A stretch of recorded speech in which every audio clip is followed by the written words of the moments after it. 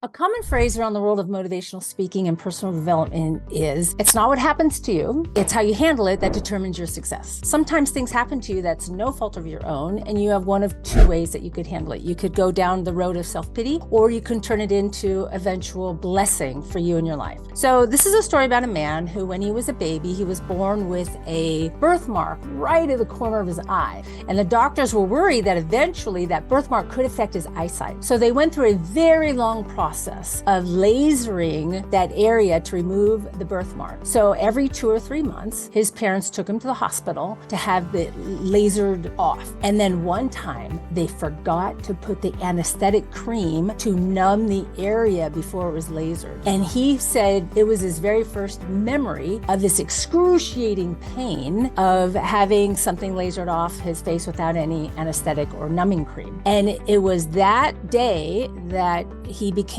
a stutterer. And years later, he was a big fan of music, and he was a fan of the rapper Eminem. He bought the LP and he memorized that song Slim Shady. Learning that rap song with the really fast lyrics helped him overcome his stuttering. So it became a huge blessing. The end of the story is, eventually when Eminem was inducted into the Rock and Roll Hall of Fame, he invited this man to come up on stage and sing that song with him. So it was Ed Sheeran that was born with that birthmark on his face. For 5 years, he had to have it lasered off, and he'll never forget that one time when they forgot to put the anesthetic cream on his face. So that is an example of something that was no fault of his that this happened to him, but he turned it into a massive blessing. So think of it the next time something happens to you and you have two choices. You can go down that road of self-pity and questioning, why me? Why did this happen to me? Or you can find a way to react to it, respond to it in a way that could be more positive and eventually turn into a massive blessing. Have a great Front Row Friday, everybody. Thank you for watching, and we will see you next time.